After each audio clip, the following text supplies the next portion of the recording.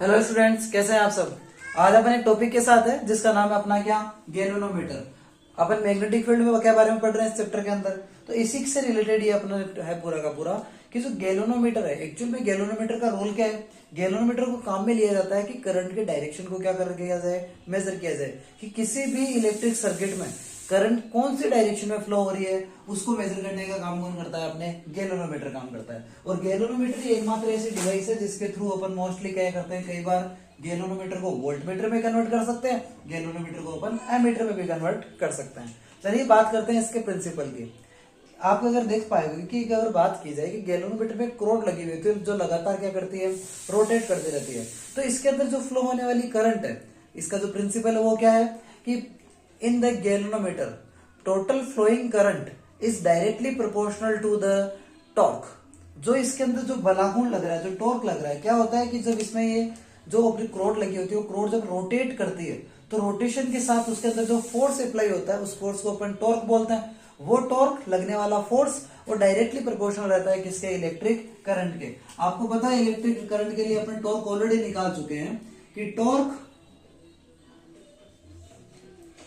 To equal to, अपना formula निकल के आया था क्या, N I A B sine theta. Tau बराबर क्या होता है, N I A B sine theta. यहां पर अगर थीटा इक्वल टू अपन क्या ले लें, थीटा इक्वल टू 90 डिग्री ले ली जाए तो यहाँ पे साइन थीटा की वैल्यू कितनी आएगी, साइन 90 की वैल्यू होती है अपने कितने बेटा, 1 होती है। तो यहाँ पे टॉर्क कितना निकल के आएगा, N I A B. Equation number क्या दे दीजिए यहाँ पे, फर्स्ट दे दीजिएगा, यानी टॉर्क की वैल्यू कितनी आ गई है अपने, एन आई ए बी। ये तो आ गया ड्यू टू इलेक्ट्रिक करंट। अब आप एक चीज और जानते हैं कि अभी मैंने जैसे बोला आपको कि जब ये रोटेट हो रहा है तो रोटेशन होने के साथ साथ इसमें काइनेटिक फोर्स भी तो लग रहा है, क्योंकि कोई भी एक वायर है अगर वो दोनों पोल से अगर बंधा हुआ है और उसको अगर अपन रोटेट करा रहे हैं तो उसके अंदर एक एटम फील होगा, उसमें एक बल लगेगा। उसको अपन पता है कि वो लगने वाला टॉर्क,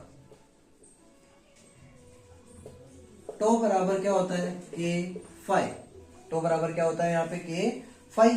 तो जहां पे अपना के क्या है, के तो क्या है, कांस्टेंट है, के है अपना क्या, कांस्टेंट। और फाई यहाँ पे एक्चुअली से डिपेंड कर रहा है डायरेक्ट उस पर कितने वो एंगल के अकॉर्डिंग क्या हो रहा है, वो मूव हो रहा है। तो दोनों के दोनों टॉर्क आप देख पा रहे हो, टॉर्क इलेक्ट्रिक करंट का और टॉर्क यहाँ पे काइनेटिक फोर्स का, दोनों एक दूसरे के क्या होंगे, इक्वल होंगे। यानी टो ई बराबर क्या होगा, टो के। तो यहाँ पे जो वैल्यू होगी वो क्या होगी, N I A B equal to क्या आएगा, के फाई।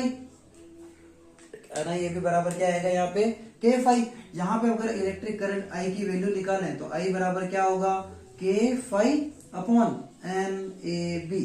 ये अपने किसकी वैल्यू निकल के आई, इलेक्ट्रिक करंट की। अब आप एक चीज यहाँ पे क्लियर देख पा रहे हो, के कांस्टेंट है, एन क्या होता है, नंबर ऑफ कॉइल्स होती है, ए क्या होता है, एरिया, बी क्या है, मैग्नेटिक फील्ड है।